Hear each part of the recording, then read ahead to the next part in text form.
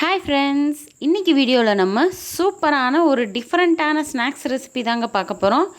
இந்த மாதிரி ஸ்நாக்ஸ் செஞ்சு கொடுத்தீங்கன்னா உங்கள் குழந்தைங்க கடைகளில் அது வேணும் இது வேணும்னு எதுவுமே கேட்க மாட்டாங்க, உங்களையே செஞ்சு தர சொல்லுவாங்க. நீங்களும் வீட்டிலே இது போல் ஹெல்த்தியாக செஞ்சு கொடுக்கலாங்க. வாங்க இந்த ஈஸியான ஹெல்த்தி ஸ்நாக்ஸ் ரெசிபி எப்படி பண்ணுறதுன்னு வீடியோவில் போய் பார்க்கலாம். அதுக்கும் முன்னால் நம்ம சேனலை இதுவரை சப்ஸ்கிரைப் பண்ணாமல் பார்க்குறவங்க ப்ளீஸ் சப்ஸ்கிரைப் பண்ணிக்கோங்க. வாங்க வீடியோக்குள்ளே போய் பார்க்கலாம்.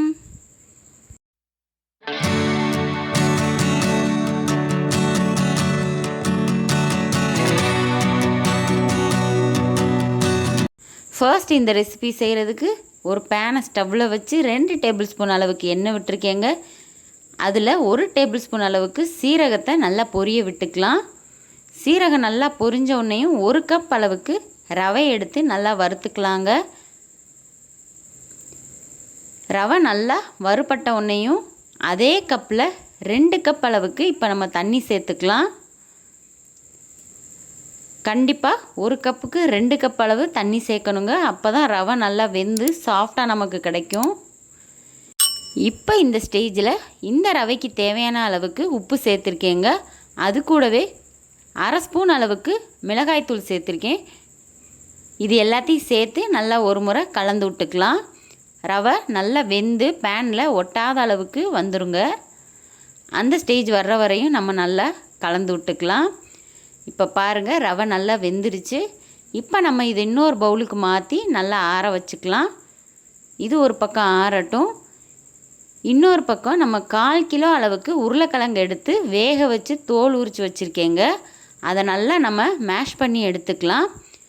இப்போ அது கூடவே ஒரு பல்லாரி வெங்காயம், 2 பச்சை மிளகாயை பொடியாக கட் பண்ணி வச்சுருக்கேங்க. அதை நம்ம சேர்த்துக்கலாம். இது கூட 1 ஸ்பூன் கரம் மசாலா தூள், 1 ஸ்பூன் சாட் மசாலா, 1/4 ஸ்பூன் மஞ்சத்தூள், 1 ஸ்பூன் தனி மிளகாய் தூள் சேர்த்துருக்கேங்க. தேவையான அளவு உப்பும் மல்லித்தலையும் சேர்த்து இந்த மசாலாவை நல்லா பிசைஞ்சு விட்டுக்கலாங்க. இந்த மசாலா செய்யும் போதே உங்களுக்கு கடைகளில் சாப்பிட்ற அதே டேஸ்ட் கிடைக்கணும்னா கூடவே 1 டேபிள் ஸ்பூன் அளவுக்கு டொமேட்டோ சாஸ் சேர்த்துக்கலாங்க. இப்போ இந்த மசாலாவை நல்லா பிசைஞ்சு ஒரு பக்கம் அப்படியே மூடி போட்டு வச்சிடலாம். அதுக்குள்ளே இந்த மாவை நம்ம ரெடி பண்ணிடலாங்க. நம்ம வேக வச்சு எடுத்து வச்ச ரவையில் 2 டேபிள் ஸ்பூன் அளவுக்கு மைதா மாவு சேர்த்துருக்கேங்க. அதாவது ஒரு 1/4 கப் அளவு இருக்கும். இதை நம்ம இப்போ இந்த ரவையோடு சேர்த்து நல்லா பிசைய போகிறோம். தண்ணி எதுவுமே சேர்க்க தேவையில்லைங்க. நம்ம கையால் நல்லா அழுத்தம் கொடுத்து பிசைய மாவு நல்லா நமக்கு சாஃப்டாக கிடச்சிரும். பாருங்கள், இப்போ தண்ணி எதுவும் சேர்க்காமலே நமக்கு இந்த மாதிரி பதத்துக்கு வந்துருச்சு. இதே மாதிரி ஸ்நாக்ஸ் ரெசிபி நம்ம சேனலில் ஏற்கனவே அப்லோட் பண்ணியிருக்கேங்க. அதோட லிங்க்கை நான் டிஸ்கிரிப்ஷனில் கொடுக்குறேன், மறக்காமல் செக் பண்ணி பாருங்கள். இப்போ பாருங்கள், மாவு நமக்கு நல்லா சூப்பராக ரெடியாகி வந்துருச்சு. இந்த மாவை நம்ம சப்பாத்தி கல்லில் போட்டு தேய்க்க போகிறோங்க. அதுக்கு கொஞ்சம் மைதா மாவை தூவி விட்டு இந்த மாவை 2ஆக பிரிச்சுக்கலாங்க. பாருங்கள், இப்போ சாஃப்டான மாவை சரிபாதியாக எடுத்துக்கலாம். எடுத்து வச்ச மாவை கொஞ்சம் மைதா மாவு தூவி விட்டு இப்போ நம்ம தேய்க்க ஆரம்பிச்சிடலாங்க. இப்போ மொத்தமாக இருக்கிற மாவை நல்லா கொஞ்சம் திக்காக தேய்ச்சி வச்சுக்கலாம்.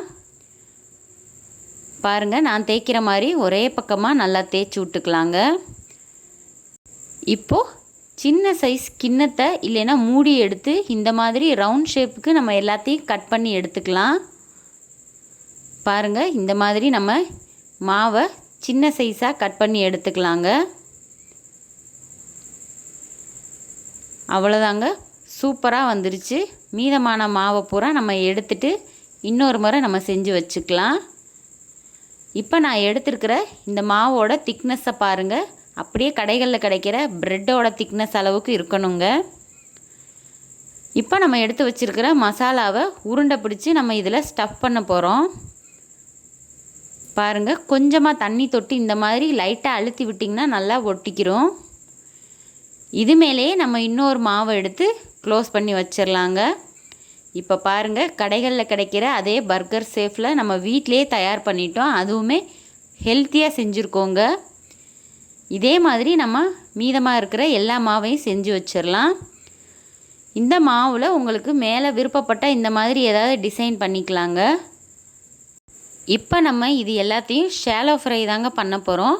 அதுக்கு ஸ்டவ்வில் ஒரு பேன் வச்சு எண்ணெய் விட்டு எண்ணெய் நல்லா சூடாகிற வரையும் வெயிட் பண்ணலாங்க. இப்போ பாருங்கள், எண்ணெய் நல்லா சூடாயிருச்சு. அடுப்பை லோ ஃப்ளேமில் வச்சு நம்ம ஒன்று ஒன்றா உள்ளே பொரித்து எடுத்துக்கலாங்க. அவ்வளோதாங்க. இப்போ நம்ம எல்லாத்தையும் இதே மாதிரி பொரித்து எடுத்துக்கலாம். பாருங்கள், ஒரு பக்கம் வெந்த உடனேயும் இன்னொரு பக்கம் இதே மாதிரி திருப்பி போட்டுக்கலாங்க. 2 பக்கமும் நல்லா கோல்டன் கலரில் செவந்து வர்ற வரையும் நல்லா வேகட்டும். இப்போ பாருங்கள், எல்லாமே நல்லா வெந்து வந்துருச்சு. இப்போ நம்ம இதை சர்வ் பண்ணிடலாம். அவ்வளோதாங்க.